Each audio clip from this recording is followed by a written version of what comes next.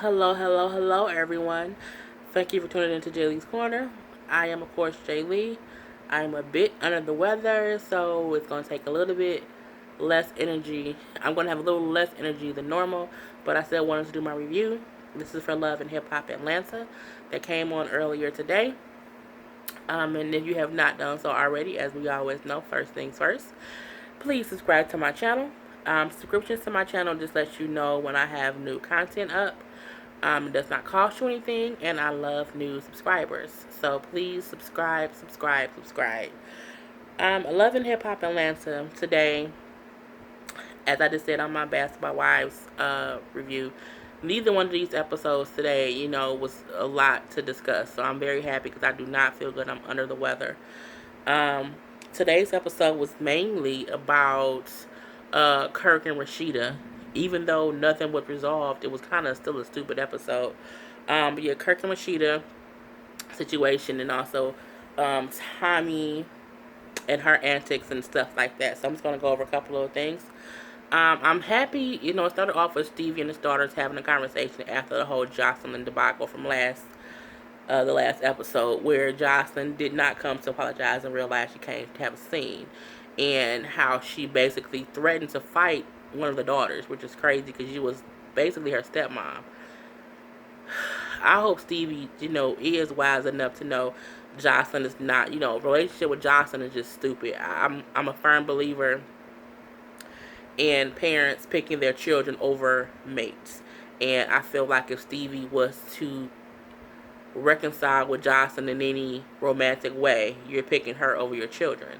You do have to be cordial with her and have a parent, a mother father relationship with her for the baby, but y'all shouldn't be trying to have any kind of romantic anything like marriage and date. No, no.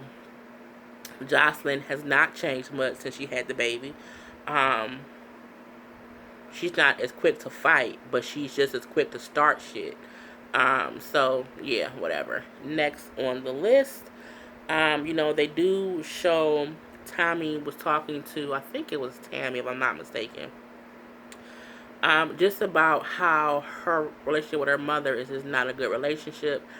And, that is honestly the reason why Tommy is the way she is, because she did not have a mother in her life. So she's just kind of still angry and upset, and she has a lot of pain and hurt in her for that reason. And it's almost like because she doesn't know what it is to have a mother's love, sometimes she can't control her emotions. You know what I'm saying? So, they had that whole conversation. Next. Well, no, I guess I'll continue on for that. So from that conversation, they did show how Tammy then talked to her mom about the whole thing, and Tammy's mom was nice enough, and they got some of the moms together for this little mother's brunch, as I will call it. It was Tammy's mom, Tommy's mom, Mama D, Deb Atney, and Scrap's mom. Well, both Scrap's mom. KK. All had a conversation. Just, mothers who have been through things and have had situations with their children that could have been positive or negative. Tammy's mom did share that, she used to suffer from a drug problem, and for that reason, her and Tammy did not always have the best relationship, but she was able to rectify that once she realized the drugs was the cause of the demise of her relationship with her daughter. And what they needed Tommy's mom to understand is, bitch, you an alcoholic. You an alcoholic, your daughter alcoholic, and y'all both have this alcoholism, and it caused y'all to clash. Y'all both need to stop drinking and just have an honest conversation and both stop being so fucking angry. I was laughing at Mama D, who was so emotional when Tommy's mom was talking, and she was like, "Oh, I just can't take this. Oh my God, it's just so." It made me giggle a little bit, but I get it because she was like, I couldn't imagine not, because Tommy's mom was saying how she hasn't hugged her daughter in so long, and Mama D was like, I couldn't, I have a close relationship with my children. I couldn't imagine not hugging them. It's my notes. I got to unlock the thing. I couldn't imagine not hugging my children. So she felt that. And even Deb saying, how Tommy's mom was saying that she lost her daughter. She's like, in her confessional that mom was saying, you didn't lose your daughter. I lost my son because, our son, she has lost two sons. They're like, they're gone. They died and, whatever. And she was basically trying to say it's not too late. And while they're talking, your ass all on growing up hip hop in Atlanta, trying to get Bow Wow and his daddy back together. You can't get Tommy and her mama together too, since you the goddamn parent child fixer upper. Oh, meddling ass. But I'm all for getting a parent and a child back together. But it's different levels to it. Both of them on one level have to be open to it. I believe Tommy's more open to reconciliation with her mom than Bow Wow is because her mom was on the show. Um, and she shot other scenes with her. They just have a volatile relationship. Whereas Bow Wow does not have a relationship with his father. So, that's why I feel different with Deb and her meddling. But I do like how they are going to try to have this get together. So we shall see how that plays out when the season finale comes on next week. Tommy and Dime trying to get past their issues, which I think they both the same. They both have this attitude. They both tough chicks. They both feel like ain't nobody gonna fuck with me. But y'all on the same level. Y'all both on the same show, so it ain't like one of y'all outdoing the other. Y'all both on y'all grind. So why y'all beefed out? I don't understand it. So, when they come together, I do feel like Dime was a little bit more open to them, rectifying the situation. I do feel like Tommy was on her rah-rah shit and still was on the thing of, you know, bitch gotta respect me or they gonna catch these hands. Like when you going to apologize or have a conversation and have a sit down with somebody and y'all are trying to resolve issues, you shouldn't say to that person, I be going through things in life. So when I'm going through things, anyone can get it. No, bitch, I can't. Like Dom said, I can't. You know what I'm saying? I think if Tommy would have said what she said a little bit more jokingly, with it, Di might not have got so offended instantly and got real fast. And you saw how Tammy and Rashida was trying to calm them both down to be like, well, no, that's not what Tommy meant. Or that's not how she meant it. And then was even saying to Tommy, well, that's not how Diane meant it either. They were trying to calm them down, but they both was on attack mode. They couldn't hear nothing. And if, bitch, I'll fuck you up. Bitch, you don't know me. And all that extraness. And it was just like, I wish they both would have calmed down. But I get Dime's point of, bitch, I can't catch them hands. Like, that ain't gonna happen with me.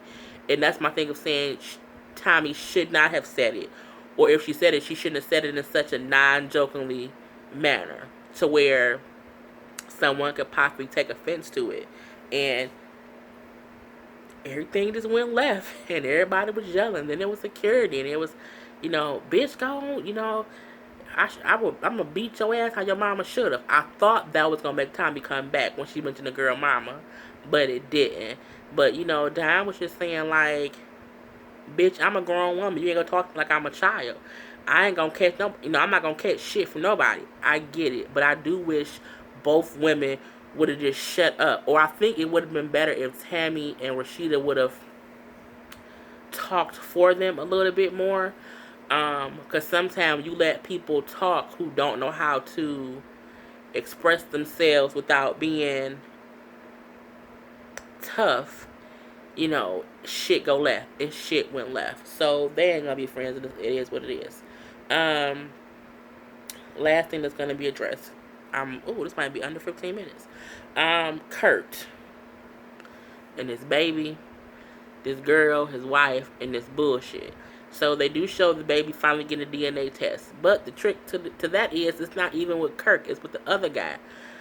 I don't understand why Kirk won't get a DNA test. I feel like it's just the stupidest shit. It's a dragged out story. Again, DNA test is at Walgreens, Walmart, Kmart. whatever city you in, you all got like a Walmart type store, a CVS type store, a Quickie Mart, if you own The Simpsons or whatever. I don't get why it's taking so long for them, and he still haven't done the damn DNA test. It's so frustrating. And Kurt, goes to his lawyer, and I'm thinking going to his lawyer so his lawyer can set up a DNA test. Because again, I get if you don't want to go to the location of what a girl told you to go. I get that you might think she might try to do whatever else. You want to have it arranged on your own. I completely get that. But this motherfucker went to his lawyer to basically draw up separation papers.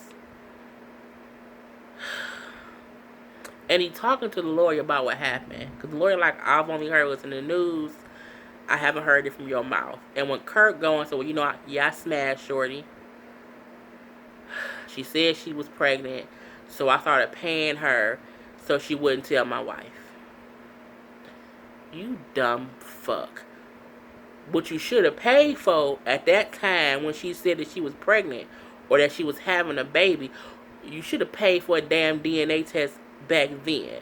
Because the thing about it is, even if you thought it was your child, if you would have had a DNA test, it wouldn't have been a question if it was your child.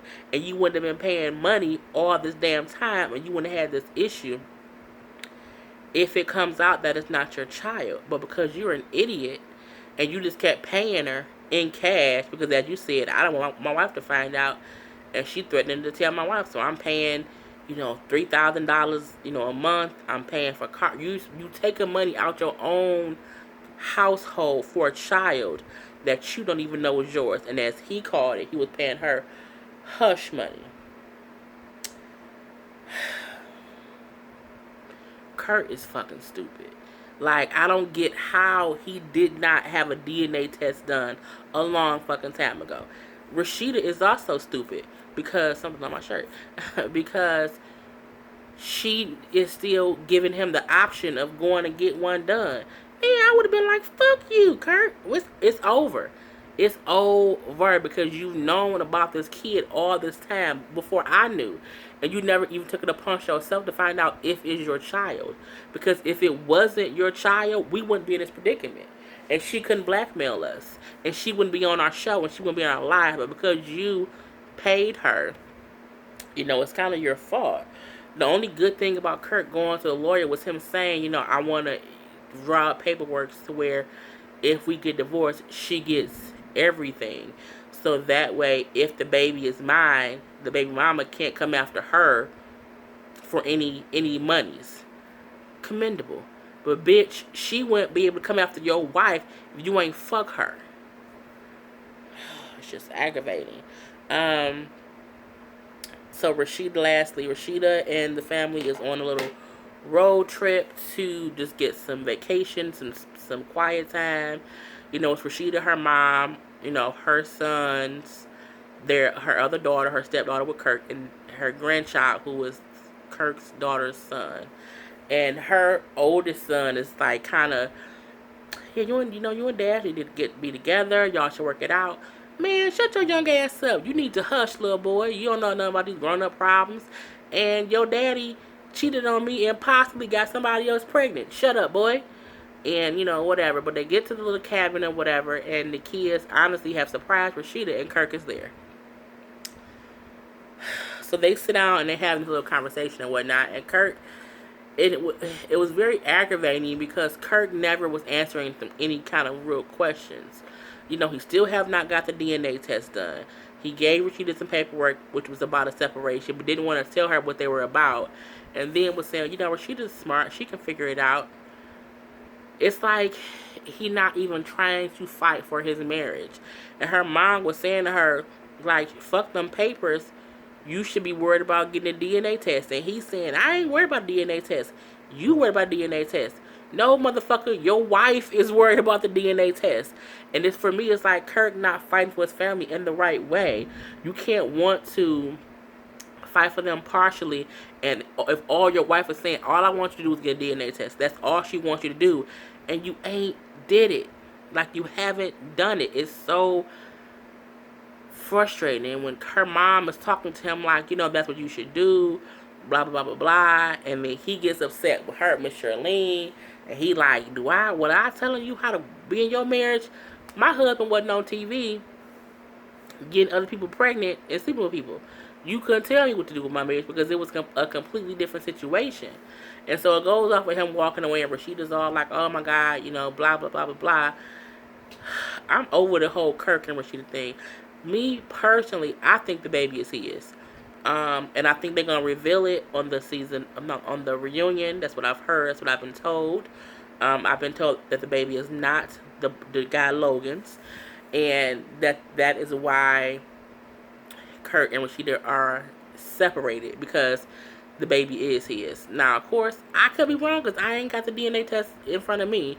I think it's his baby. And if it ain't his baby, man, if it ain't his baby, I would divorce him for the simple fact you took me through all this bullshit when you could have gotten the DNA test done 2 years ago. And you wasted my money on this bitch? Man, fuck Kurt. So, sorry I'm not as energetic as usual. As I said, I don't feel good, but I at least wanted to do a little video for my loyal watchers. And until next time, I am Jay Lee. This is Jay Lee's Corner. I'm going to take some Theraflu and go to sleep. And until next time, people, peace.